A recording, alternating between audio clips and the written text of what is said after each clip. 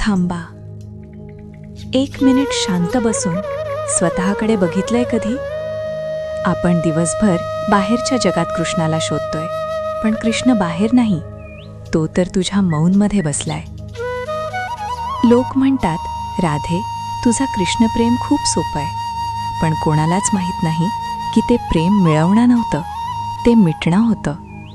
कृष्ण माझ्यावर प्रेम करत नव्हता, तो माझ्यातून मीपणाला पूर्णपणे पुसून टाकत होता. जेव्हा मी स्वतःला पूर्णपणे विसरले, तेव्हाच मला कळलं की कृष्ण बाहेर कुठेही नसून तो माझ्या अस्तित्वाचाच एक भाग आहे. तुम्ही आज कुणाला शोधताय?